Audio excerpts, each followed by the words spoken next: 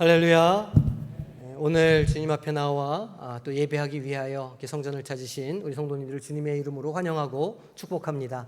주님께서 또 오늘 우리에게 주시는 음성과 말씀을 붙잡고 한 주간 또 힘있게 세상을 살아가는 복된 시간이 되시기를 주님의 이름으로 축복합니다. 인생에 있어서 이렇게 중요한 사건들이, 이벤트들이 몇 가지 있죠. 그 중에 제일 중요한 게 뭐냐 이렇게 해보면 아마 결혼식을 하는 것이 아닌가 이렇게 생각이 됩니다. 평생을 함께할 사람을 만나서 아름다운 미래를 약속하는 일은 참으로 복된 일입니다. 또 자녀들의 결혼식을 준비하는 일도 마찬가지라 할 수 있죠. 그런데 이 결혼식을 준비하다 보면 현실적으로 참 어려운 일들이 많이 이렇게 만나게 됩니다. 그 중에서도 양가 부모님과 신랑 신부를 모두 고심하게 만드는 일 가운데 하나가 바로 누구를 초대할 것인가, 그러니까 하객 명단을 작성하는 일이라고 할 수 있죠. 청첩장을 과연 누구에게까지 보낼 것인가, 참 중요한 문제입니다. 양가 부모님을 보자면 지난 수십 년간 맺어온 소중한 인연들도 있고 또 고마웠던 분들도 있어서 한 분이라도 더 초대해야 합니다. 신랑 신부는 자신들의 새로운 시작을 진심으로 축복해 줄 가까운 친구와 동료들을 또 모두 부르고 싶어 하죠. 마음 같아서는 모든 사람을 다 초대하고 싶지만 문제는 자리가 한정적이라는 데 있습니다. 그래서 우리는 어쩔 수 없이 엑셀 파일을 열고 그 이름을 적어 내려가면서 보이지 않는 평가를 할 수밖에 없습니다. 반드시 초대해야 할 사람, 초대하고 싶은 사람, 그리고 아쉽지만 다음에 연락드려도 되는 사람, 마지막으로는 절대 불러서는 안 되는 사람, 이런 식으로 평가를 합니다. 그런 식으로 관계의 목록을 만들고 사람들을 분류하게 되죠. 여기서 끝이 아닙니다. 우리 문화에서는 예식장 자리까지 정해주지는 않지만 서양의 경우를 보면 그 자리 배치까지도 하는 것을 우리가 볼 수 있습니다. 결혼식 당일 그 많은 하객 중에 누가 신랑 신부의 모습이 가장 잘 보이는 앞자리에 앉을 것인가. 아마도 평생을 사랑으로 키워주신 부모님과 가족이 맨 앞자리에 앉고 인생의 지혜를 가르쳐준 은사가 자리에 앉고 또 사회적으로 중요한 위치에 있는 분들이 그 자리에 앉게 되지 않겠습니까? 물론 목사도 맨 앞자리에 앉아야 할 겁니다. 한 사람 한 사람의 관계와 사회적 위치를 세심하게 고려해서 테이블마다 이름표를 놓고 하객 명단에 보이지 않는 순서를 매기게 됩니다. 이게 잘못되었다는 이야기는 결코 아닙니다. 당연히 소중하고 고마운 사람들을 더 가까이 모시고 싶은 마음은 인지상정이기 때문이죠. 하지만 이 모든 과정을 겪으면서 우리는 세상이 어떤 원리로 돌아가고 있는가를 어렴풋이 그리고 아주 현실적으로 깨닫게 됩니다. 세상은 눈에는 보이지 않는 순서와 서열 그리고 관계로 이루어져 있다는 사실을 우리는 분명하게 알게 됩니다. 누구는 더 중요한 자리에, 누구는 조금 덜 중요한 자리에, 또 누구는 아예 그 자리에 초대받지 못하기도 하죠. 오늘 우리가 함께 읽은 말씀은 바로 이 익숙하고도 현실적인 풍경에서 시작됩니다. 예수님께서 어느 날 당대 종교 지도자이자 사회적으로 명망 높은 바리새인의 집에 초대를 받으셨습니다. 그 집에 잔치가 열렸고 그곳에 모인 사람들은 모두 한 자리씩 하는 잘 나가는 사람들이었죠. 그런데 그들이 자리에 앉는 모습이 예수님의 눈에 아주 인상 깊게 들어왔습니다. 모두가 약속이나 한 것처럼 더 좋은 자리, 더 높은 자리, 즉 상석에 앉으려고 서로 눈치를 보며 눈치 작전을 벌이고 있었기 때문입니다. 마치 결혼식장에서 신랑 신부와 가장 가까운 테이블에 앉으려고 하는 하객들처럼 말이죠. 그들의 모습은 단순히 예의가 없거나 욕심이 많아서가 아니었습니다. 이것은 그들의 마음 가장 깊은 곳에 자리한 아주 근원적인 불안의 표현이라고 할 수 있죠. 중요한 사람으로 내가 인정받고 싶다. 무시당하거나 잊혀지고 싶지 않다. 나는 중요한 자리에 앉아야 하는 사람이다. 이런 영혼의 질문이 그들을 끊임없이 상속으로 밀어 올리고 있었던 겁니다. 이는 비단 2000년 전 잔치에 초대받은 몇몇 사람들만의 이야기는 아닐 겁니다. 왜냐하면 이 세상을 살아가는 우리 모두의 모습이 여기에 담겨 있기 때문이죠. 우리 역시도 세상이라고 하는 거대한 잔치 속에서 끊임없이 내 자리를 찾고 더 높은 곳을 바라보고 갈망하며 살아가고 있습니다. 다른 사람들의 중요한 명단에 내 이름이 올라가 있기를 바라고, 이왕이면 그 명단의 가장 윗자리에 내가 있었으면 하는 바람을 갖습니다. 그것이 곧 나의 가치를 증명하고 내 존재를 확인하는 유일한 방법이며 세상이 우리에게 요구하는 삶의 방식이기 때문입니다. 우리는 매일 눈을 뜨는 순간부터 잠들 때까지 눈에 보이지 않는 수많은 명단을 만들고 또 세상의 기준에 따라 자리 배치를 하고 자리를 잡으며 살아가고 있습니다. 이 세상의 방식, 그러니까 서열을 매기고 가치를 비교하는 논리가 너무나 깊이 우리 삶 속에 스며들어 있어서 마치 숨쉬는 공기처럼 그런 삶의 방식이 너무나 익숙합니다. 우리는 그게 심각한 문제라고 느끼지도 못하죠. 그저 세상을 살아가는 당연한 지혜처럼, 생존 방식처럼 생각하며 나 자신을 합리화하며 살아갑니다. 예를 들어서 우리의 일터를 한번 생각해 보세요. 우리는 아침마다 치열한 경쟁의 현장으로 나아갑니다. 누가 더 인사 고과를 잘 받을 것인지, 누가 더 중요한 프로젝트를 맡는지에 온 신경을 곤두세우고 경쟁합니다. 회의실 안에 들어가면 자리 배치가 정해져 있고 또 회식 자리에서 앉는 자리도 정해져 있죠. 우리는 그곳에 흐르는 보이지 않는 힘의 서열을 본능적으로 감지합니다. 저희도 그렇죠. 신방을 하고 식당에 가면 제 옆에는 아무도 앉으려고 하지 않습니다. 제가 서열이 높아서일까요? 아니면 부담스러워서일까요? 그런 삶이 우리에게 일상적으로 그렇게 있다는 겁니다. 그리고 그 서열에서 밀려나지 않기 위해서 혹은 한 단계라도 더 올라가기 위해서 때로는 무리하기도 하고 때로는 아부하기도 하고 때로는 자존심을 숨겨가면서도 우리는 마음에도 없는 말과 행동을 하며 그 자리를 지키려고 합니다. 내 가치가 나의 성과와 나의 직급, 나의 서열로 증명된다고 믿기 때문이죠. 친구나 사회적인 모임은 어떨까요? 우리는 무의식적으로 나에게 더 유익이 되는 사람, 좀 어울려도 괜찮은 사람, 내 자존감을 높여주는 사람, 함께 있으면 즐겁고 편안한 사람들과 더 많은 시간을 보내려고 합니다. 인지상정이죠. 소셜 네트워크를 보면 좋아요 숫자와 팔로워 숫자로 내 인기를 끊임없이 확인합니다. 다른 사람의 화려한 일상을 엿보면서 보이지 않는 경쟁과 박탈감 속에서 불안한 마음을 가지고 살아갑니다. 마치 세상이라고 하는 거대한 잔치자리에서 나는 초대받지 못한 사람인 것처럼, 그런 손님인 것처럼 외로움과 고독을 느끼기도 합니다. 이런 세상의 서열 매기기는 너무나 강력해서 안타깝게도 가장 안전하고 평등해야 할 교회 공동체 안에서까지도 우리는 이런 모습을 종종 발견하게 됩니다. 누가 더 오래 교회를 다녔는지, 누가 더 중요한 직분을 맡았는지, 누가 더 중요한 일을 하는지, 누구의 목소리가 더 힘이 있는지를 은연중에 따지게 되고 가치평가의 위에 놓게 됩니다. 심지어 세상에서의 사회적 지위나 경제력이 교회에 보이지 않는 서열로 매겨지기도 하죠. 우리는 입술로는 모두가 죄인이며 모두가 하나님의 소중한 자녀라고 고백하면서도 마음속으로는 세상의 기준을 가지고 서로를 판단하고 끊임없이 줄을 세웁니다.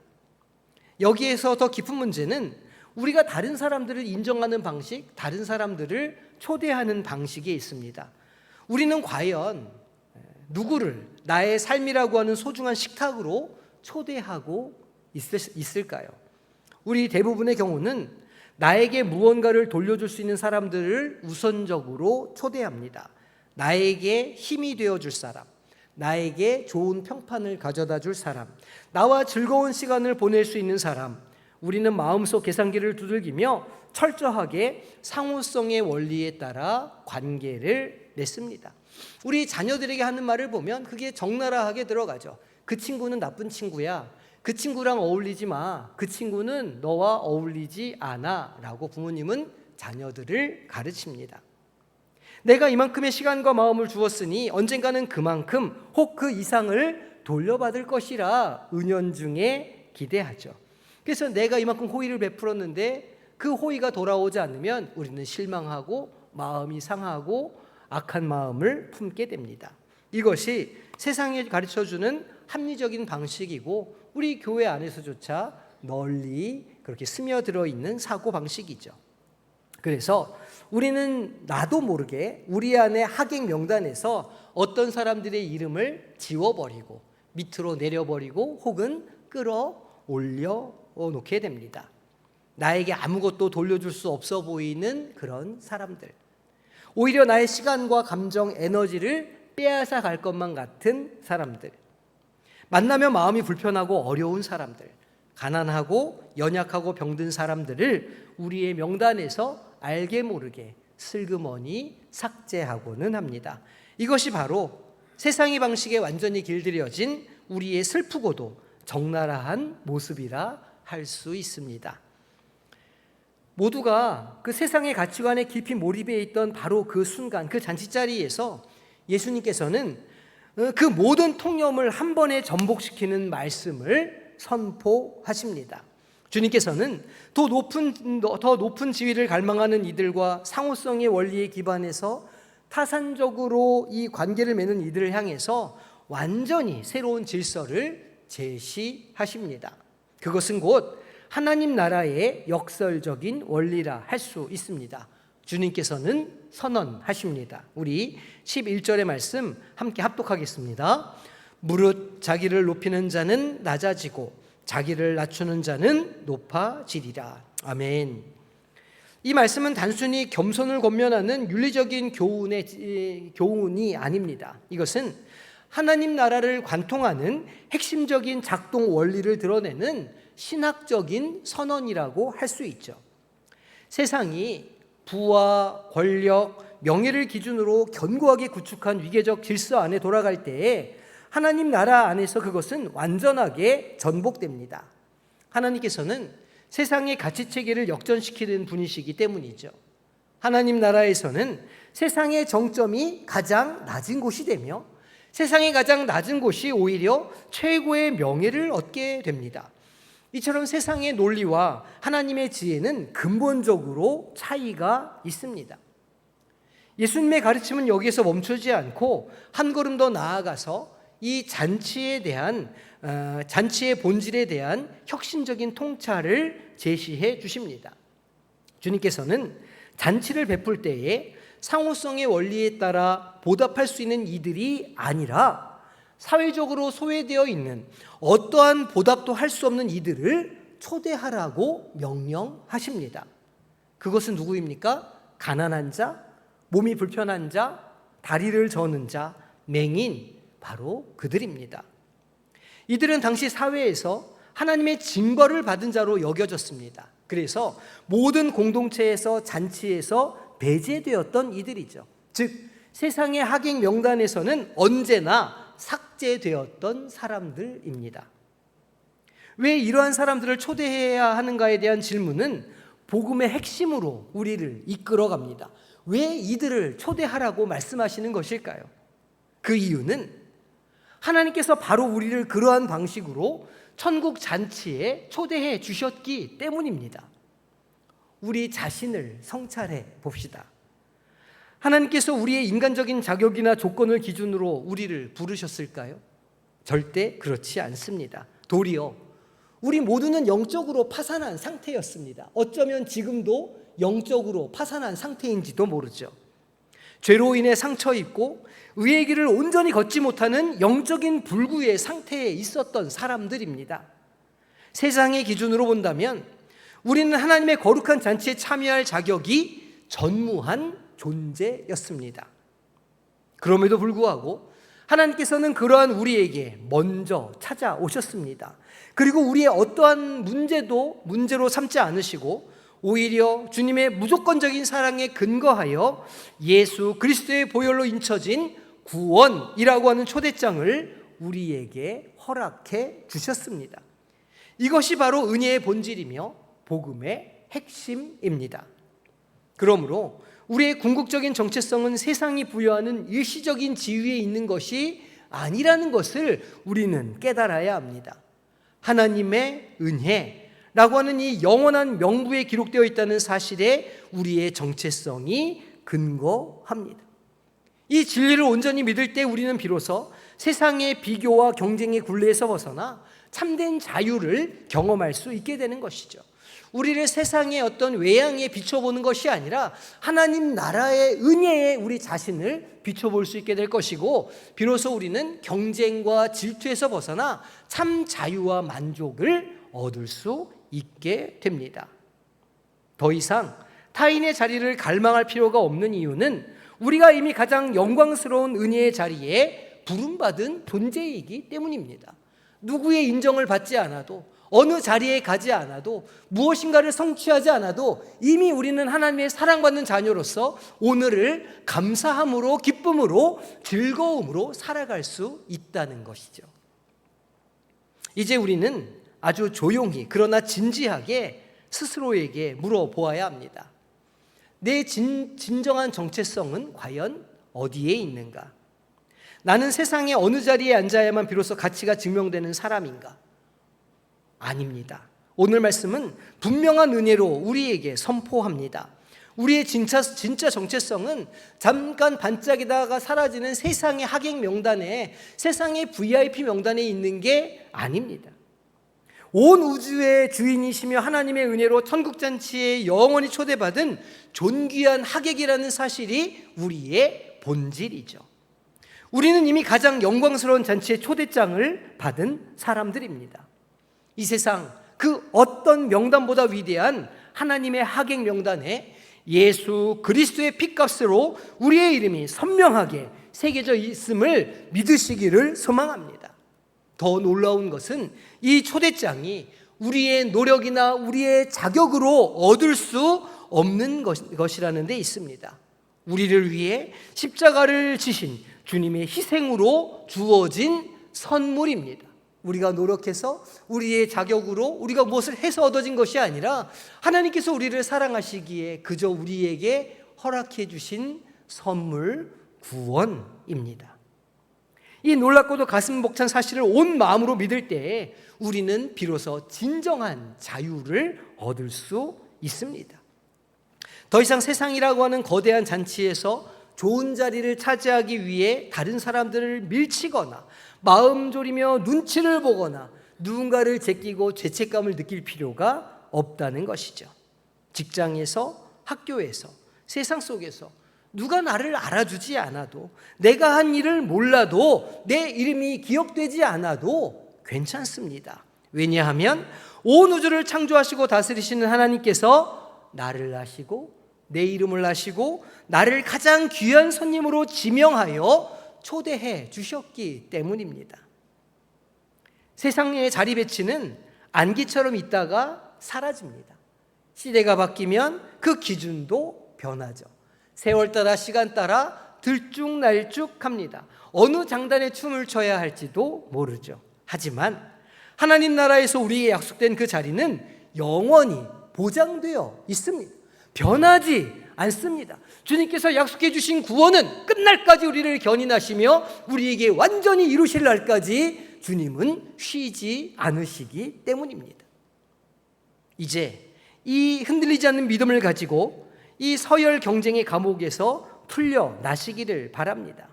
자유로워진 우리는 완전히 새로운 질문을 던지게 되죠. 나는 이제 나의 삶이라는 식탁에 누구를 초대할 것인가? 내가 초대하는 자리에는 어떤 사람이 앉아야 하는가 하고 말이죠. 이전에는 나에게 이익이 되었던 사람들, 나와 코드가 맞았던 사람들, 나를 빛내줄 사람들이 내 마음의 명단에 빼곡히 있었다면 이제는 예수님의 마음으로 우리의 명단을 기쁘게 다시 써 내려가야 하지 않겠습니까? 세상의 화려한 잔치에서 늘 소외되었던 사람들, 아무도 관심을 두지 않았던 사람들, 바로 이웃들에게, 세상에 외면하는 그들에게 손을 내밀 수가 있죠. 큰 것이 아니어도 괜찮습니다. 그저 따뜻한 밥 한 끼, 교회에서 드리는 소박한 예배, 바로 그 하나님 나라의 잔치를 미리 보여주는 가장 영광스러운 장이 될 수 있습니다. 사랑하는 성도 여러분, 우리 성도님의 이름이 어떤 명단에 기록되기를 원하십니까? 곧 사라질 세상에 힘이 있는 자의 명단입니까? 아니면 영원한 하나님 나라의 명단입니까? 오늘 우리는 이 예배 후에 성찬을 나누게 될 것입니다. 이 성찬의 식탁이야말로 우리를 향한 주님의 공식적인 초대장입니다. 세상의 기준과 상관없이 우리 모두가 주님의 소중한 명단에 올라 있음을 온몸으로 확인하는 가장 영광스럽고 확실한 자리이죠. 주님은 우리의 사회적 지위나 통장 잔고, 우리의 성공이나 실패를 보지 않으십니다. 우리의 겉모양과 가진 것을 보지 않으시죠. 그저 세상의 경쟁에 지쳐서 힘들어 쓰러져 있는 우리의 그 보이지 않는 명단에 들어가기 위해 애쓰고 노력하는 그들의 마음속에 이렇게 말씀하십니다. 수고하고 무거운 짐진 자들아, 다 내게로 오라. 내가 너희를 쉬게 하리라 하고 말이죠.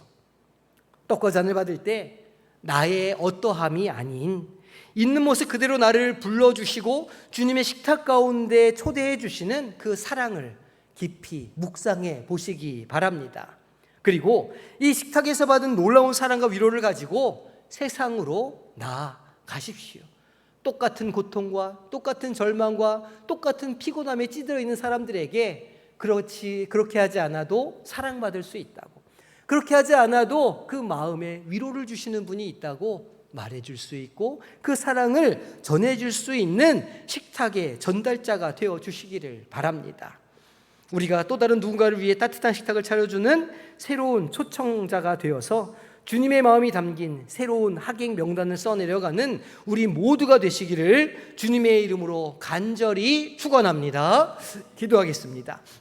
하나님 감사합니다. 오늘 우리가 주님의 명단에 기록된 것에 감사를 드립니다. 우리의 자격이나 우리의 겉모습이나 우리의 공로가 아닌 오직 하나님의 은혜로 나아가는 이 자리 가운데 주님 우리가 믿음으로 나아가게 하여 주시고, 그래요, 우리도 우리의 삶에 그 은혜로 명단을 작성해가는 복된 인생들이 될 수 있도록 주님 역사하여 주시옵소서. 감사드리며 예수님의 이름으로 기도하옵나이다.